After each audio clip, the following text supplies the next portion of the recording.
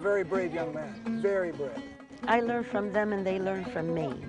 If water is the lifeblood, electricity is what makes everything go around. How do we build this, and where are we going from here?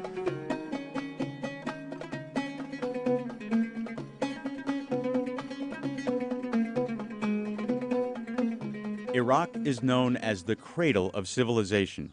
It's home to Babylon, one of the world's oldest cities and potentially a major tourist attraction. Visible from a hilltop about 50 miles south of Baghdad lie the ruins of the ancient city of Babylon, most famous for the palace and legendary hanging gardens, constructed around 600 BC.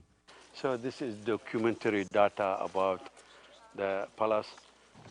The U.S. has been criticized for damaging the renowned archaeological site by setting up a base here in 2003.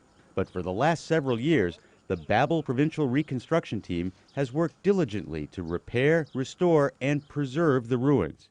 The ghosts of Iraq's past linger in the 4,000-year-old ruins, and when the modern-day Iraqis visit that site, they feel a deep connection to their roots. To the horror of archaeologists, Saddam Hussein tried to rebuild part of ancient Babylon in the 1980s, piling heavy cement bricks onto the original mud brick base. It was not done by archaeologist method. You see such a heavy load over a basement with thousands of years old. Meantime, tourists tramp freely through an older section of ruins, crunching through shards of ancient pottery. This is cuneiform writing. Through a multi-million-dollar U.S. government grant, the embassy is working with the Iraqi government and the World Monuments Fund to help preserve the site and prevent further damage.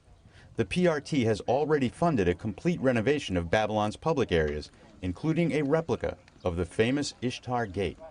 The care that the Iraqi craftsmen put into refurbishing the reconstructed gate, I think, is quite evident as they try to match the original colors. They match the original texture of the animals.